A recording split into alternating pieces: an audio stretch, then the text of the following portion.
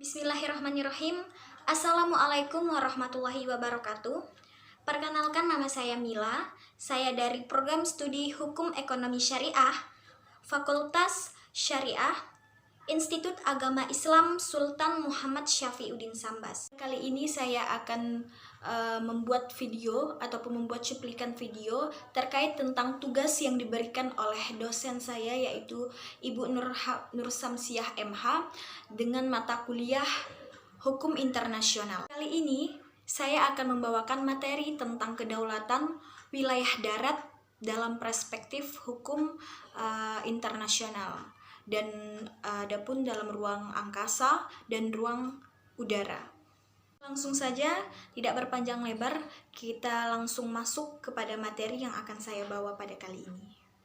Ya, yang pertama dapat kita ketahui bahwa sebagaimana diatur dalam pasal 1 Konvensi Montevideo 1933, bahwa salah satu unsur yang harus ditetapkan, yang harus dipenuhi oleh suatu negara adalah adanya wilayah yang tetap, yang merupakan unsur mutlak yang harus ada pada suatu negara tersebut. Kita ketahui bahwa wilayah adalah suatu ruang sebagai tempat bagi orang menjadi warga negara ataupun penduduk untuk dapat hidup dan menjalankan aktivitasnya.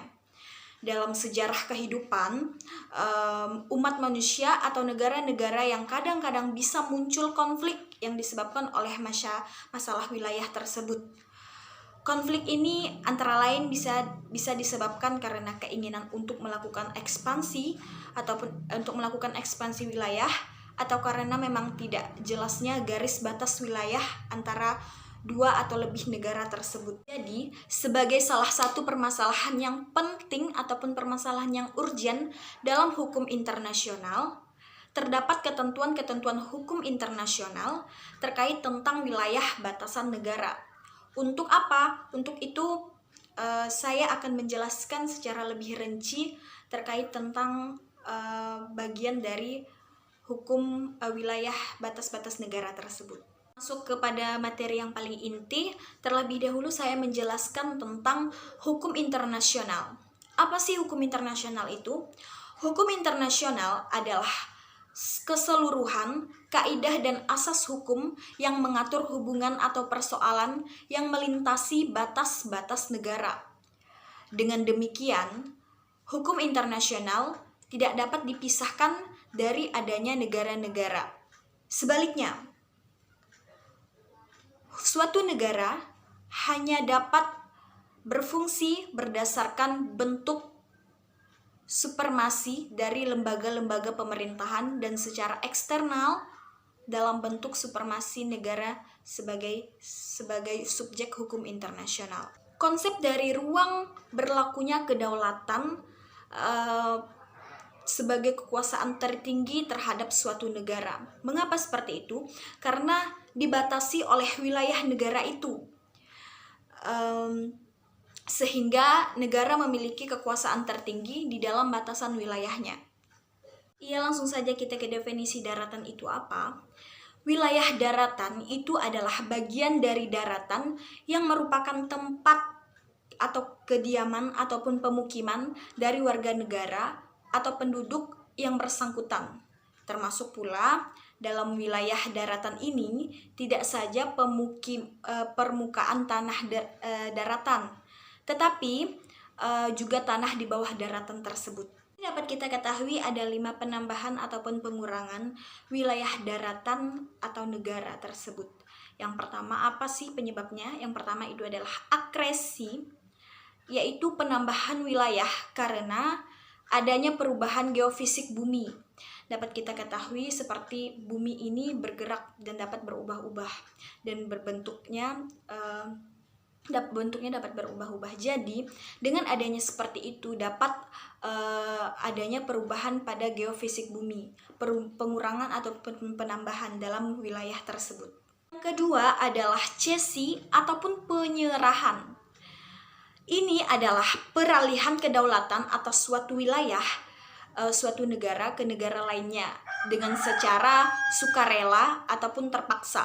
Kita ambil contoh, dialah pada waktu itu Timor Leste itu adalah bagian dari negara Indonesia atau Indonesia bagian selatan.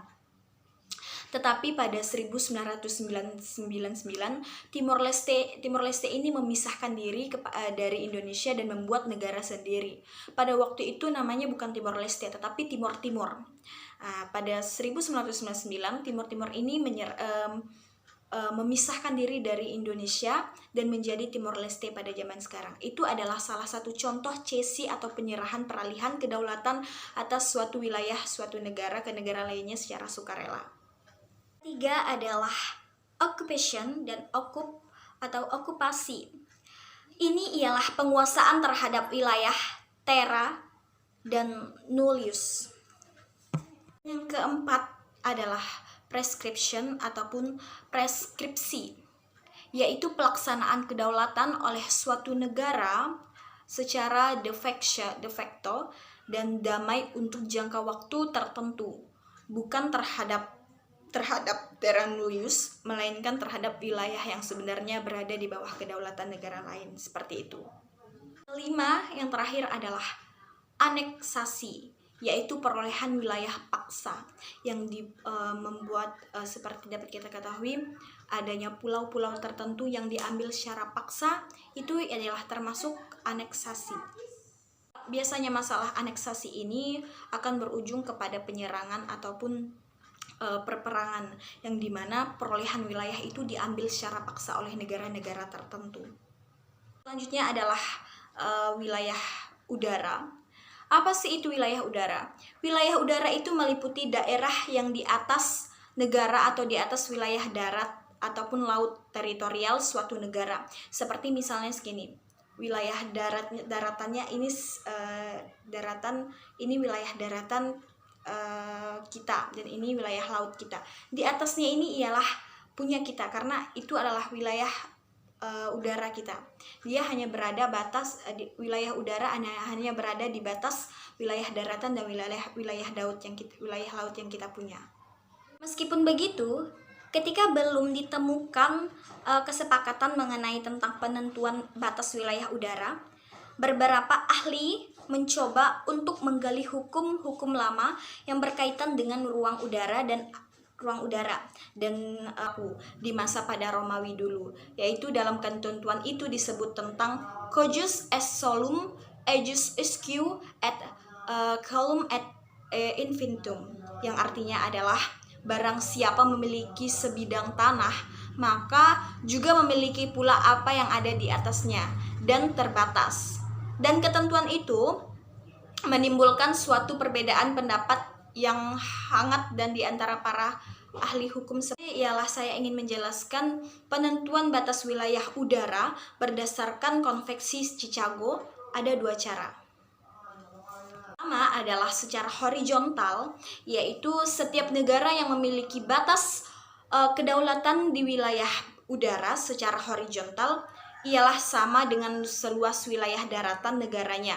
Sedangkan negara yang berpantai, batas wilayah negara akan bertambah, yakni dengan adanya ketentuan hukum yang diatur dalam artikel 3 United Nations Convention on the Law of the Sea pada 1982 yang menyebutkan bahwa setiap negara pantai dapat menetapkan lebar laut wilayah sampai maksimum 12 mil laut yang diukur dengan garis pangkal atau baseline. Akhirnya ditemukan salah satu ketentuan lama yang berlaku di masa pada Romawi dulu, yaitu dalam ketentuan itu disebut tentang cujus est solum ejus isque et colum et infinitum, yang artinya adalah barang siapa memiliki sebidang tanah maka juga memiliki pula apa yang ada di atasnya dan terbatas. Dan ketentuan itu menimbulkan suatu perbedaan pendapat yang hangat dan di antara para ahli hukum seperti ini. Ialah saya ingin menjelaskan penentuan batas wilayah udara berdasarkan konveksi Chicago. Ada dua cara. Pertama adalah secara horizontal, yaitu setiap negara yang memiliki batas kedaulatan di wilayah udara secara horizontal ialah sama dengan seluas wilayah daratan negaranya.